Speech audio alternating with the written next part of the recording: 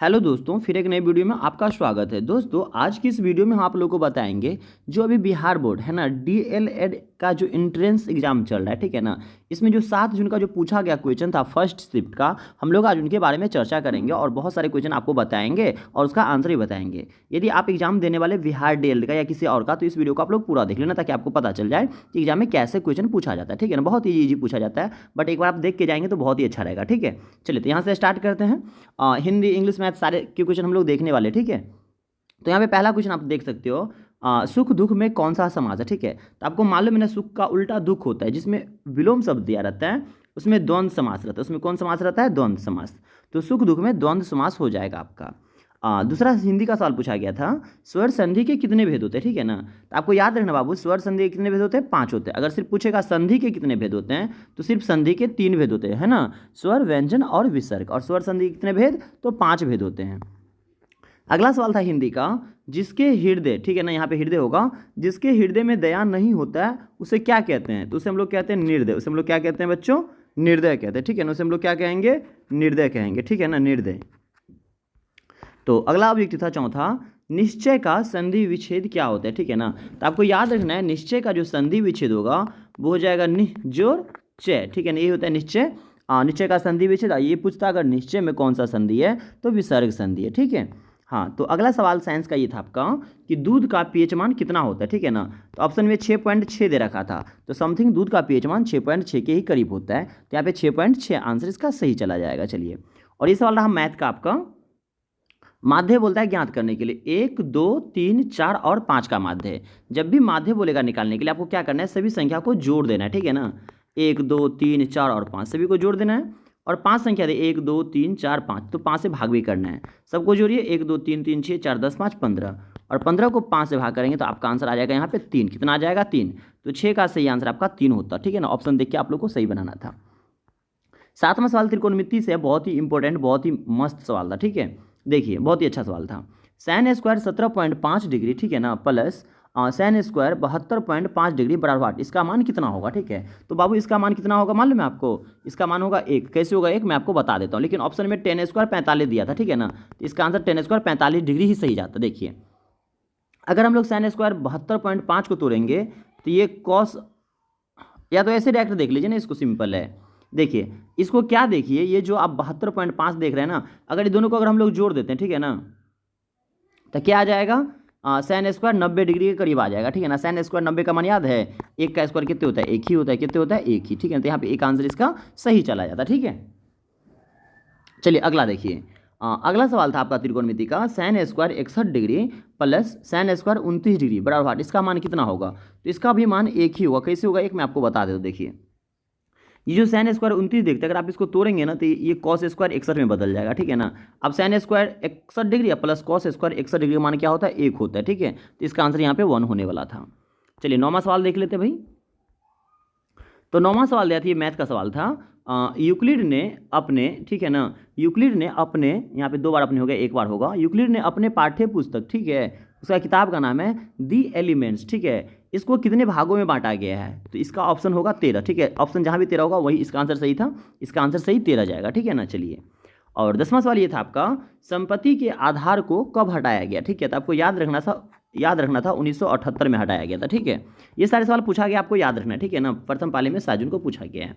नाजीवाद किस सिद्धांत का विरोधी था? तो आपको याद रखना था लोकतंत्र। क्या याद रखना था? लोकतंत्र होता है इसका आंसर, ठीक है। चलिए, 12वां सवाल आपके सामने ये है, भारत में कितने जैव मंडल रिजर्व है, ठीक है। तो याद रखना आपको 18 है। कितने हैं बाबू? 18 है। 13 में ये दिया था आपको, जब एथेनॉल को सोडियम से अभिक्रिया कराया जाता है तो कौन सा गैस निकलता है, ठीक है। इसका आंसर हो जाएगा हाइड्रोजन। हाइड्रोजन गैस अर्थात H2 गैस बाहर निकलता है। 14 नंबर सवाल में यहाँ पे ये है, बिहार का शोक है ना किस नदी को कहा जाता है, ठीक है ना। तो बिहार का शोक जो है ना, कोसी नदी को कहा जाता है। किसको कहा जाता है मेरे भाई? कोसी नदी को कहा जाता है। आप लोग को याद रखना था, ठीक है। 15 में दिया था, लोकसभा का सॉरी, लोकसभा है ना, लोकसभा को इंग्लैंड में क्या कहा जाता है, ठीक है ना। तो ऐसे कुछ ऑप्शन था, उसमें हाउस लिखा था, तो जहाँ पे हाउस लिखा था ना, वही इसका आंसर होगा, ठीक है ना। हाउस वाला आंसर होगा इसका। 16 में ये रीजनिंग का क्वेश्चन था, ठीक है ना। देख सकते हो यहाँ पे आई दिया है, ठीक है, फिर एल दिया है, फिर ओ, फिर आर, तो इसके आगे क्या होगा? तो तो इसके आगे यू होता, कैसे होता मैं बता दे। देखो आई के आगे जे के एल, 3 प्लस करिएगा आई में तो यहाँ पे ओ आ जाएगा, ठीक है ना। एल के बाद ओ है तो एम एन ओ, 3 प्लस कीजिएगा तो ओ आ जाएगा। ओ में 3 प्लस कीजिए पी क्यू आर, है ना, 3 प्लस करने पे क्या आता है आर, तो आर में 3 प्लस कीजिए ना तो एस टी यू, ठीक है। तो यहाँ पे इसके आगे जो वार्ड देख रहे हो ना, यहाँ पे क्या होता है यू होता है, ठीक है ना। तो यू ही आंसर यहाँ पे सही जाता। चलिए अगला सवाल आपका ये था इन्फॉर्मेशन, ठीक है ना। इन्फॉर्मेशन से कौन सा शब्द बनेगा, ठीक है ना। तो ऑप्शन देखते हैं, तो कुछ 3 ऑप्शन गलत था और एक जगह लिखा हुआ था आपका मोशन, ठीक है ना। तो जहाँ पे मोशन लिखा था इसका वही आंसर सही जाता, मोशन, ठीक है। देखो यहाँ पे एम दिया है, फिर ओ दिया है, फिर टी आई तो यहाँ पे दिया ही, फिर ओ, फिर एन, ठीक है ना। तो इससे मोशन बन सकता था, बाकी फार्मर उमर ये दिया था तो वो सब इसका आंसर नहीं होता, ठीक है। 18 में देख सकते हो ये भी रीजनिंग का ही सवाल दिया गया है। 4,18,48, वाट आगे दिया 180, ठीक है। इसका आंसर क्या आ जाएगा, तो इसका आंसर बाबू यहाँ पे 100 होता। कहाँ क्या होता है 100, क्यों देखिए। तो इसमें क्या किया गया है, देखिए इसको समझिए, बहुत ही ईजी सवाल है। 2 का स्क्वायर गुने 1 किया है, ठीक है। तो 2 का स्क्वायर 4 गुने 1 4 हो जाएगा। अब यहाँ पे 3 का स्क्वायर किया है गुने 2 किया, 3 3 9 दूनी 18 हो जाएगा। अब यहाँ पे क्या होगा ना, 4 का स्क्वायर करिए और 1 फिर 2 फिर यहाँ पे 3 से गुना करिए, 16 3 48 हो जाएगा ना।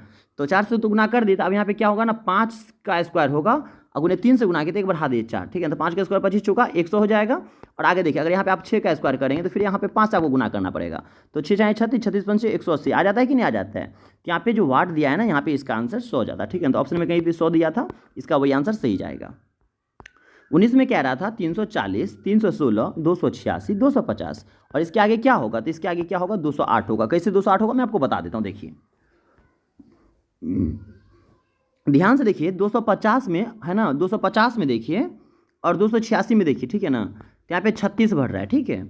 उसी तरीके से 286 और 316 को देखिए तो यहाँ पे 30 बढ़ता है, ठीक है। यहाँ पे कितने बढ़ते हैं, यहाँ पे 30 का अंतर है, 606 और है ना 6 में से 6 गया तो 0, 11 में से 8 गया तो 3, 30 का अंतर है। और 340 316 में देखिए तो ना, तो यहाँ पे कितना है ना 24 का अंतर होगा, ठीक है ना। 24 16 40 और 340, तो देख सकते हो ऐसे करके 33 6 6 बढ़ रहा है ना। तो 36 में 6 बढ़ाएंगे तो 42 हो जाएगा ना। तो 250 में ऊपर से देखेंगे तो घट रहा है, ऊपर से क्या कर रहा है घट रहा है, ठीक है ना। तो आपको यहाँ पे क्या करना है ना 42 घटाना है, 42 क्या करना है बाबू घटाना है 250 में से, ठीक है ना। तो 250 में से जो 42 घटाओगे ना तो आपको ऑप्शन मिलेगा 208। जहाँ पे 208 होता ना इसका आंसर 208 ही सही चला जाता, ठीक है ना। आशा करेंगे ये भी सवाल आपको समझ में आ गया होगा, बहुत ईजी है।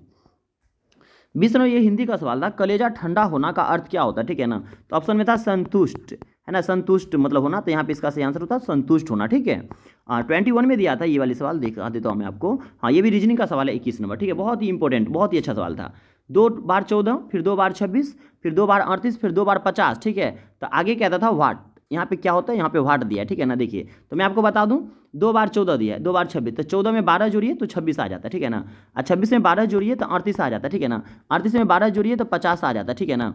तो 50 में आपको 12 जोड़ के देखना था ना, तो 50 में 12 जोड़ते तो 62 आ जाता, ठीक है ना। तो यहाँ पे क्या आ जाता 62, यहाँ पे क्या आ जाता 62, 2 बार 62 आ जाता है, यही इसका सही आंसर जाता है, ठीक है। 62 ही होगा इसका सही आंसर आगे वाट पे। अगला सवाल देख सकते हो आप लोग 22 नंबर, 3 7 2 11 4 9, इसका माध्यक क्या होगा। तो माध्यक में पहले सजा के लिख दीजिए। सबसे पहले 2, इससे बड़ा को लिखिए 3, इससे बड़ा लिखिए 4, इससे बड़ा लिखिए 7, इससे बड़ा लिखिए 9, इससे बड़ा लिखिए 11। देखिए कितना संख्या दिया है, 5 ठो दिया है ना, सॉरी 6 ठो दिया है। तो 6 ठो दिया तो क्या करिए 2 को पीछे से 2 को आगे से छोड़ दीजिए और ये जो बीच में का चीज़ बचा है ना इसको दोनों को जोड़ के और 2 से भाग कर दिए। तो 7 4 11 बटा 2, 11 का आगे क्या हो जाएगा 5.5 हो जाएगा। तो इसका सही आंसर बाबू माध्यक में 5.5 होता है। ऑप्शन में कहीं पे 5.5 5.5 दिया था वही आंसर सही जाता।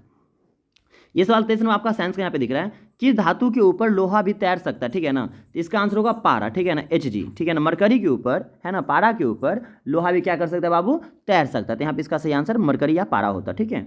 चलिए 24 नंबर को देख लीजिए, निम्नलिखित में कौन अपरिमेय संख्या था। ऑप्शन बहुत सारा दिया था, ठीक है ना, लेकिन एक ऑप्शन इस तरीका से दिया था 3 2 2 3, फिर है ना इस तरीका से फिर दिया था 2 ठो 2 दिया है ना, अब यहाँ पे 3 ठो 2 दे दिया था, ठीक है ना।